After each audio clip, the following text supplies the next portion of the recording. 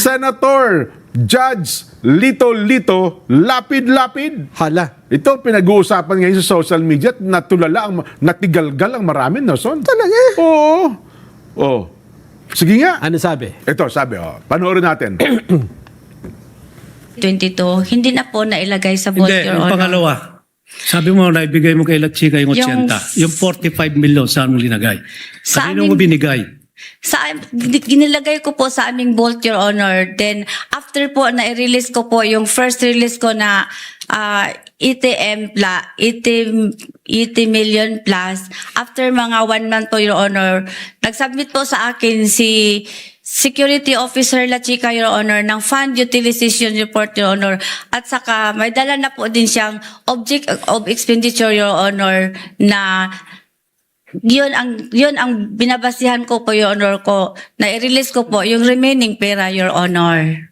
Yun nga po, at marami rin po nagtatanong, pero hindi ko itatanong kung sino yung piatos, kung anong alias. Sabi nga po ni Senator Risa Ontiveros, may kapangalan siya, may ka-birthday pa siya. Meron din pong sinabi yung prosecutor na may 2 lapid na nando doon. Papasalamat po ako kung totoong lapid yung kamag-anak ko po kasi. Sabi po kasi ng tatay ko, basta lapid kamag-anak ko. Kaya magpapasalamat po ako sa defense at kay La Chica kung nabigyan yung kamag-anak ko. Kung hindi, kung alias yun, paano yung pangalan at apelido namin na inalias nyo lang pala, hindi totoong tao?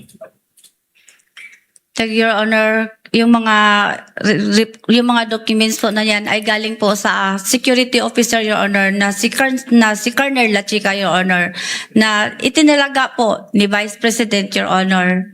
Kaya po nag-rely po ako, Your Honor, sa kanya kasi meron po siyang office order, Your Honor, na siya ang security officer, Your Honor, at siya po ang mag-implement ng mga various confidential operation or activities, Your Honor.